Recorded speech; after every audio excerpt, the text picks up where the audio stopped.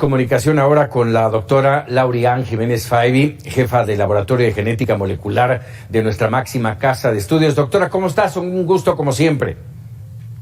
¿Qué tal? Muy buenas noches. El gusto es mío. Gracias. A ver, doctora, te lo pongo así y ya me dirás tú tu punto de vista. Esta mañana el doctor López-Gatell, subsecretario de Salud, decía, los contagios van a la baja. Llevamos 2 semanas consecutivas a la baja. En 15 días veremos el declive de esta tercera ola. Bueno, lo que dijo el doctor López-Gatell es mentira, o sea, es falso, es absolutamente falso. A ver, de acuerdo con los datos, y los datos son de él, ¿no? No sé si de él, pero son datos oficiales de la Secretaría de Salud del Gobierno de México, ¿no?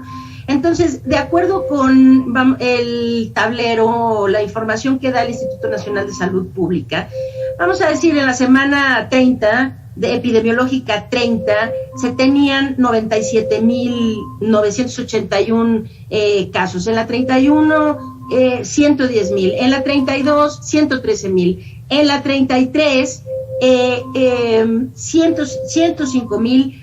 Porque la 33 no se ha terminado de llenar los datos. Es decir, que las últimas, lo que dice que llevamos 2 semanas de disminución es falso. Es decir, solo se nota la disminución en la semana 33 y eso es porque los datos todavía no se han terminado de registrar para esa semana epidemiológica. Si terminamos esta semana, al final de esta semana, se va a ver que los datos, cuando se terminen de llenar, entonces esa semana va a tener más que las anteriores. Hasta ahorita, consistentemente, no ha habido una sola semana que haya mostrado una disminución consistente a nivel nacional de los casos. Todas las semanas, llevamos muchas semanas de aumento y así sigue aumentando. No ha habido disminución. Así es. Ahora, esto presagia 15 días, se dicen fáciles, pero 15 días el número de contagios y lamentablemente el número de muertos va a crecer. Bueno, es que aquí, Francisco, aquí hay un problema muy grave, que el doctor López-Gatell está diciendo que vamos a llegar a un pico ya en los próximos días y que en 2 semanas esto va a disminuir. Lo único que va a pasar en 2 semanas es que es el anunciado regreso a clases. Quizás es por eso que lo está diciendo, quizás es por eso que lo dice, ¿no? A ver, y si es por desconocimiento, pues preocupa todavía más que el encargado de la pandemia tenga tan pocas nociones de estadística y de epidemiología para saber que la curva para volver a disminuir a los grados que teníamos antes de este repunte, llevará 3 meses disminuir. 3 meses, no 2 semanas. Es decir, ahorita las proyecciones que tiene, por ejemplo, gente realmente destacada, matemáticos como el doctor Arturo Erdely, está marcando efectivamente la parte alta de esta curva entre el 22 y 24 de agosto. Pero el descenso de más de 3 meses. Entonces, y cuidado, porque estas proyecciones matemáticas no consideran cambios, es decir, cambios en actividades o cambios que se den en la comunidad. ¿Cómo qué? Como el regreso a clases. Ahorita se tiene proyectada ese punto alto entre el 22 y el 24. Si la movilidad se sigue incrementando, los contagios siguen dispersándose sin ningún control, como lo que está pasando en este momento, ese punto podría terminar no siendo el punto alto, sino que por el regreso a clases podríamos ver ese punto moverse en el tiempo o moverse en altura, es decir, que fuera más alto de lo que ahorita se está proyectando con los números que podemos inyectarle hoy a ese modelo. Uno de los temas que nos preocupa en general es el tema de los jóvenes y de los niños. Dice el doctor Gatell que no se necesita la vacunación, que los niños menores de 18 años serán vacunados solo si científicamente se comprueba que están en riesgo. Bueno, es una necedad esto que dice el doctor López-Gatell. Es increíble que un médico diga semejantes barbaridades. A ver, la CDC, los Centros para el Control y Prevención de Infecciones en los Estados Unidos, tienen todo un comunicado emitido en donde se hace la recomendación, de que todas las personas de 12 años en adelante sean vacunados. Y se hace un caso de por qué es importante que estas poblaciones de menores de edad reciban la protección inmunológica. Entonces, cuando el doctor López-Gatell dice que no hay evidencias de que esto esté afectando a las poblaciones más jóvenes y a los niños, no sé, tal vez es que no está enterado de lo que está pasando en el mundo, pero lo que sí está pasando en el mundo es que en estados como por ejemplo Florida, Texas, Luisiana, Arkansas, en Estados Unidos, las terapias intensivas pediátricas están saturadas.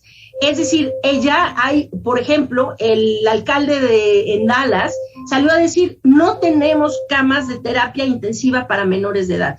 Estamos saturados, no tenemos camas. Lo mismo está pasando en Luisiana, lo mismo está pasando en Florida. Y entonces, bueno, esto no había pasado durante toda la pandemia. Hay algo que es notablemente diferente de lo que está pasando ahora. Se cree que esto está relacionado con la variante Delta, la forma como esta variante está infectando enfermando de gravedad a las poblaciones de menor edad. Pero efectivamente los niños están infectando y enfermando de gravedad con mucha más frecuencia que antes, y no es verdad que no requieran protección. De hecho, es importantísimo que les demos protección cuanto antes a todos los niños de 12 años en adelante, que pueden ser protegidos hoy únicamente con la vacuna de Pfizer. Oye, déjame preguntarte esto, doctora. Vamos a suponer que efectivamente los niños no corren riesgo, y hablando de riesgo, que no corran el peligro de llegar a un hospital y de requerir atención médica de gran calado. Pero, ¿qué pasa con los adultos que conviven con esos niños?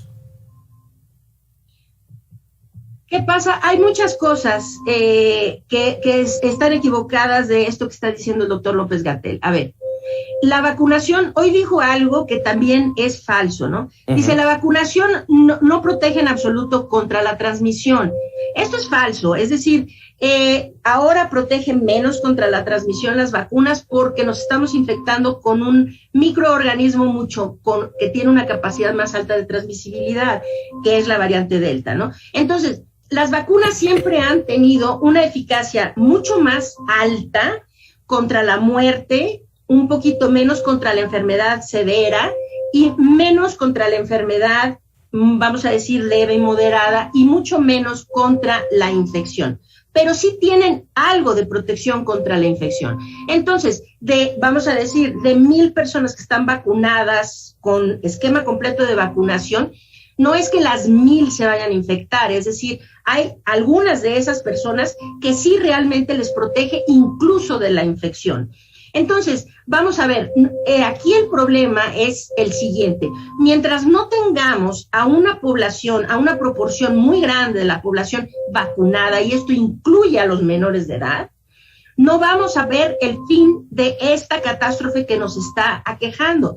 Y no tiene solo que ver con quienes se mueren o se enferman de gravedad. Tiene que ver con la transmisión. Las vacunas sí detienen, por lo menos parcialmente, la transmisión. Hay mucha gente que se sigue infectando y que sigue transmitiendo el virus, pero no toda. Queriendo decir que entre más personas estén vacunadas, las vacunas empiezan a tener mayor fuerza para detener la transmisión. Detener la transmisión de este microorganismo es indispensable para evitar que siga mutando y que se generen variantes que sean todavía peores que Delta. Y estas seguramente en lugares como México, en donde los contagios simplemente se permite que ocurran descontroladamente, seguramente ya se están gestando estas variantes más problemáticas que Delta. Entonces, la vacunación tiene que ver con muchas cosas, tiene que ver con proteger de la transmisión, con proteger de la enfermedad severa, con proteger de la muerte y con proteger no solo al vacunado, sino vacunar a la mayor cantidad de personas para proteger también a los que no están vacunados. Entonces, es un sinsentido decir que porque los niños se van a morir menos, no hay que protegerlos, porque ¿qué tantos niños necesitan morir para decir, bueno, pues ahora sí se están muriendo suficientes como para que vamos a poner vacunas? Es decir, ninguna cantidad de niños muertos puede ser aceptable. Entonces, si podemos ahorita prevenir las muertes, pocas o muchas que vayan a ocurrir, vacunándolos, no tiene ningún sentido no hacerlo. Necesitamos hacerlo y proteger a toda la población. De hecho, hay que decir esto, se va a venir la autorización también para empezar a vacunar. Creíamos que esto iba a poder pasar en octubre o noviembre, parece que se va a tardar más, tal vez hasta el mes de diciembre. La siguiente autorización va a ser para la población entre 5 y 11 años. Ya alrededor del mundo se están preparando para esto. Estados Unidos acaba de pedir 200 millones de dosis de Pfizer hace apenas unas cuantas semanas, previendo esto, de tener las vacunas cuando esa autorización para la población entre 5 y 11 se dé, que tengan la disponibilidad para empezarlos a vacunar. Y segundo, que ahora que ya en Estados Unidos se dijo que todas las personas van a tener que recibir una tercera dosis para mayor protección contra la variante Delta 8 meses después de haber recibido el esquema completo. Entonces, en todas partes del mundo se están preparando para poder proteger mediante la vacunación a su población, menos parece ser en México, en donde estamos tendiendo a ver más como teorías de conspiración. Es que las farmacéuticas quieren ganar dinero. Pues yo no sé a qué cree nuestro presidente que se dedica a las farmacéuticas, pero las farmacéuticas pues no son instituciones de caridad, ¿no? Ellos se dedican a hacer medicamentos y venderlos, pero esto no quiere decir que no debamos comprar medicamentos que nos salve la vida, ¿no? Entonces, en este momento es necesario vacunar a la mayor cantidad de personas que posible, y necesitamos tomar esto en consideración en todas las edades, en todos los rangos de edad. Claro, prioridad proteger a todos los mexicanos, niños, adolescentes, adultos y de la tercera edad. Laureán, doctora, te agradezco como siempre. Al contrario, un placer estar en el programa. Muchísimas gracias. Buenas noches. Muy buenas noches. Mire, hablando de niños, un juez